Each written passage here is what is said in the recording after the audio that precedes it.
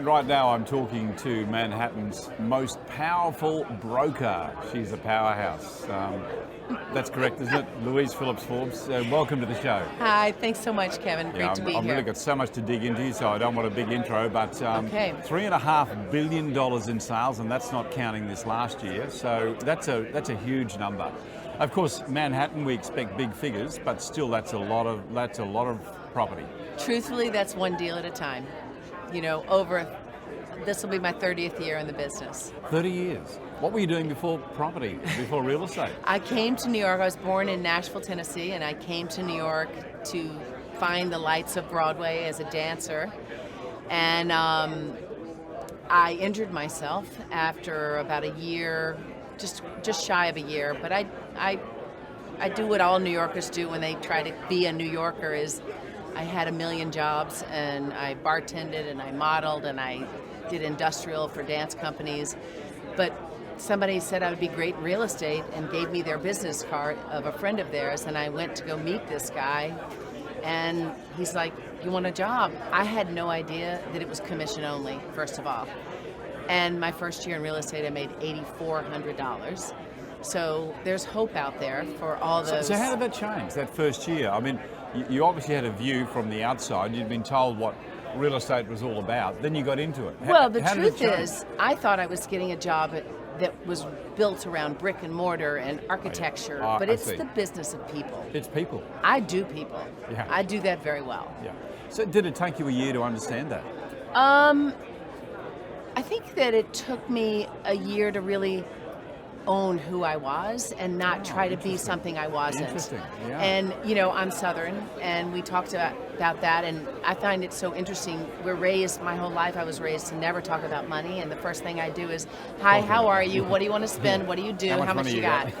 It's 30 years later, it's the strangest thing I still do, but whenever I talk about money, my accent comes back because it's not comfortable for me.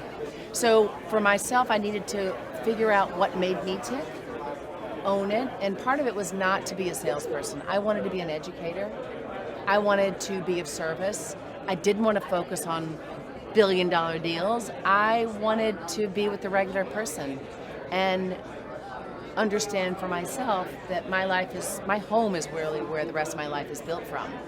And to be a part of that for somebody is really powerful. How important is it for you to have empathy, you know, to empathise with the person you're dealing with? And do you think that's a great skill set that every broker should have? It's interesting that you use that word because my mother used to tell me when I was a little girl I had tremendous amount of empathy. I don't have it for myself so much. That's part of the drive, But do you need it for yourself? I think so. I think, you know, I'm an overachiever. I'm a perfectionist. I'm never where I should be, and the truth is I'm fine. Yeah, but so many overachievers, so many actors, people who are just brilliant at what they do, they have a lot of difficulty coming to terms with who they are, what they are, accepting that as a success. In other words, almost waiting to fail. Well, I think also another little fragment of my background is that I was undiagnosed dyslexic. Until 6th grade with a 45% reading comprehension. And what is amazing about that is that my spatial memory is like Rain Man.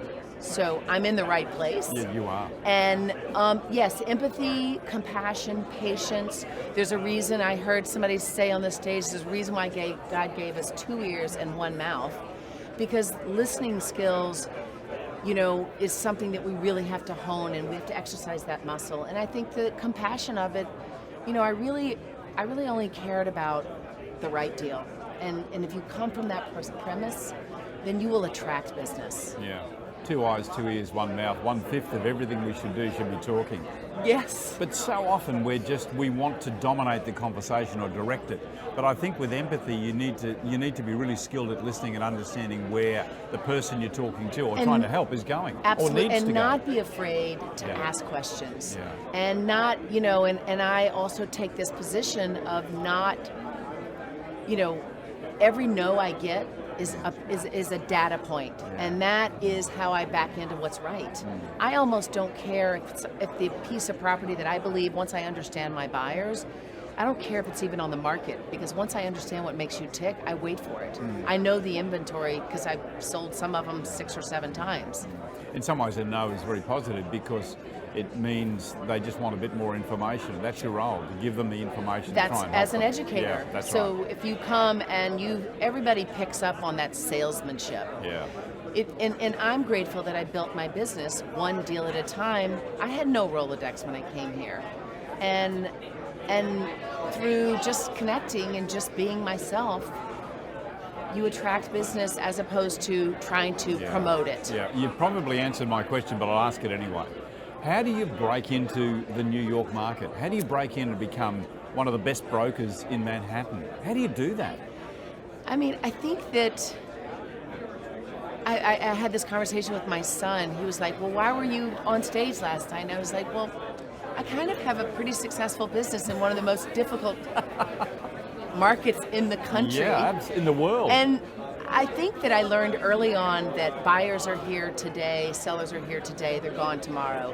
Our industry people are with us for the next decade, 2 decades, 3 decades. So generosity with knowledge, accommodating, treating your colleagues as you want to be treated, being happy when you lose a piece of business to somebody you respect. That takes the pressure off of having to be to win all fighting the time. for Yeah. It's not about losing, it's just not the right time. And when I tell sellers, do you mind me asking who you chose and why you made the choice you made? Yeah, wow. First of all, I get feedback, and second, so I can learn from it. And second of all, it's great when I say, you know what, I love that person, and if I'm going to lose business, I'm grateful I'm losing it to that kind of individual. So you ask the question when you lose the business, why did I lose it? Is that the question you ask? Yeah. Absolutely. No, I don't say why did I lose. I say, tell me how you made that choice. Okay, yes. Because I don't want them to feel on the defense. Because to me, I think that how we leave somebody feeling is one of the most important things. In other words, like, I want that respect, and I want to give them the respect of their choice. Brand. Let's talk about that. We've got a minute or two to go. Yeah. Tell me about your brand. How do you create it? How do you protect it? I think that starts with every action. I carry a coin around that has Latin words that says, if you go today, if you leave today, it's a momentum mori. I'm clearly not Latin, but it's a momentum mori. And what that means is that if you were to leave today, what would you would leave in a good spot. So every action one takes, you have no regrets. And so I think part of that, how I choose to live in the industry and in my own life, and how I treat my customers, whether they're future clients, is part of that action and letting people know and own who you are. I'm going to leave it there because that's the perfect spot to leave it. You Okay. are fabulous, and I've Thank you. so Next enjoyed time. talking to you. Thank you. Thank you. Very much for your time. It's what a thrill talking to one of the best brokers probably in the world, arguably working in the most difficult market in the world in Manhattan in New York. It's been my pleasure talking to you. Thank you, Kevin.